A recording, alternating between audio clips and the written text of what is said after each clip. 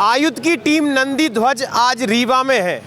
रीवा में भी हमने जनता से बात की, जनता का जनादेश देखा, जनता की बात सुनी कि आखिर जनता के मुद्दे क्या हैं। इस समय हमारे साथ बात करने रीवा से महापौर प्रत्याशी भारतीय जनता पार्टी ने उतारे हैं श्री प्रबोध व्यास जी।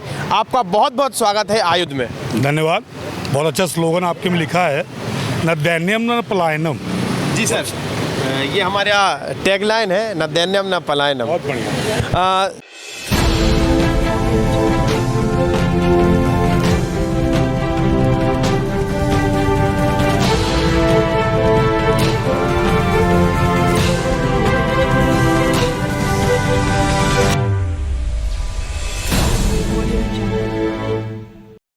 सर, चूंकि नगर निगम चुनाव है, मध्य प्रदेश की 16 नगर निगमों में चुनाव है, रीवा में भी है, तो खास तौर पर आप अपनी तरफ से क्या कहेंगे कि किस मुद्दे पर इस बार भारतीय जनता पार्टी चुनाव लड़ रही है? भारतीय जनता पार्टी का एक ही मुद्दा है, विकास। विकास से बड़ा कोई मुद्दा ही नहीं है। पहले के चुनाव हुआ करते जातिवाद के नाम पर, धर्म संप्रदाय के नाम पर।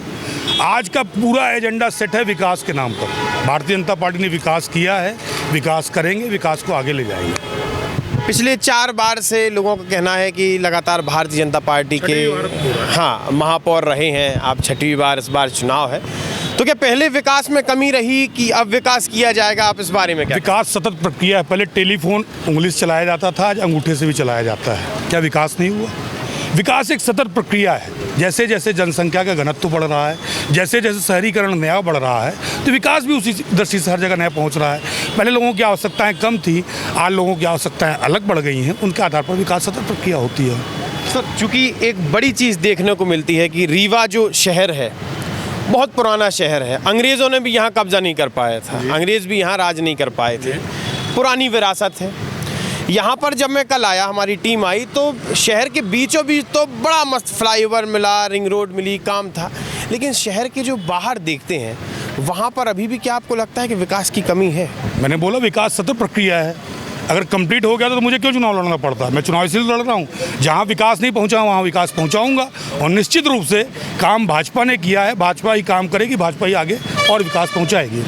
एक और बात, जब जनता के बीच पहुंचते हैं तो बोलते हैं कि अभी आवास योजना का लाभ जितना लोगों को मिलना चाहिए था दूसरे जिलों की अपेक्षा, दूसरे नगर निगमों की अपेक्षा रीवा में कम मिला है। इस विषय पे मैं खुद बता रहा हूँ, 1.5 साल की कांग्रेस की सरकार जब आई, आदरणीय क्या नाम है भैया उनका?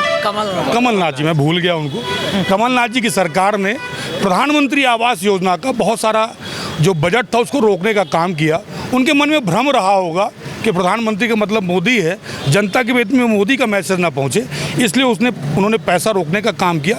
कहीं कहीं अभी योजनाओं में थोड़ी सी कमी है। 5,000 कौन सी वाली में, STP में, और 2,500 अन्य BST में बन रहा है, BLC में बन रहा है। और बहुत जल्दी जो काम है उनको शेष पूरा किया जा रहा है। मैं उसी मुद्दे को लेकर आगे जा रहा हूँ कि जो भी काम शेष है उनको हम पूर्ण करेंगे। देखिए, पहले ये देखा जाता था कि 2 पार्टियां चुनाव मैदान में रहती थी मध्य प्रदेश में, मुख्यतः कांग्रेस और भारतीय जनता पार्टी।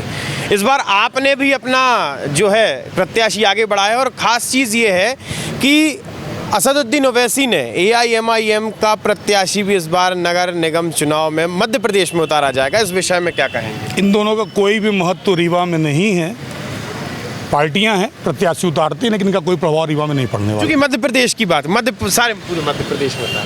मैं रीवा की बात कर सकता हूं, लेकिन जो राष्ट्रीय स्तर पर भी बात करूं तो 2 जगह वो धोखे से जीत गए हैं केजरीवाल जी। लेकिन आने वाले समय में जिस ढंग का उन्होंने पंजाब में और दिल्ली में जनता को धोखा दिया है, पूरे भारत से वो साफ होने वाले, ऐसा मेरा विश्वास है। चुनाव सामने है, दूसरे चरण में चुनाव है। सबसे बड़ी चुनौती प्रबोध व्यास के लिए क्या है?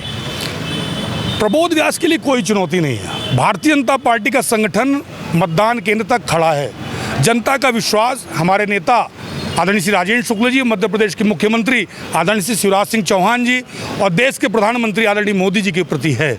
जो विकास की धारा दिल्ली से चल के वार्ड तक पहुंच रही है, उसको पूर्ण करने का प्रयास करने का विश्वास लेके मैं जनता के बीच पहुंच रहा हूं। जनता का भरपूर आशीर्वाद मिलेगा, ऐसा मेरा विश्वास है। बहुत बहुत धन्यवाद। तो ये थे हमारे साथ रीवा से भारतीय जनता पार्टी के द्वारा उतारे गए महापौर प्रत्याशी प्रबोध व्यास जी, जिनका कहना है कि हमारा एजेंडा सिर्फ विकास है, विकास के बल पर ही रीवा में चुनाव चुनाव लड़ा जाता था और इस बार भी विकास के मुद्दे पर ही चुनाव लड़ा जाएगा। साथ ही उनसे बात की कि भाई ओवैसी भी अपने प्रत्याशी को उतार रहे हैं, आम आदमी पार्टी के प्रत्याशी भी उतर रहे हैं, तो उन्होंने कहा कि इन दोनों का रीवा में खास तौर पर कोई अस्तित्व है नहीं है। अब देखते हैं कि जनता क्या चाहती है, चूँकि 13 तारीख नज़दीक है और उसके बाद परिणाम जनता के सामने होगा। आप हमारी आयुध यात्रा का हिस्सा बने रहिए, आयुध के साथ जुड़े रहिए, हमारे चैनल को सब्सक्राइब करिए और हाँ, हमारी रिपोर्ट्स को देखना ना भूलें। धन्यवाद। लगातार जुड़े रहने के लिए आयुध को सब्सक्राइब जरूर करें।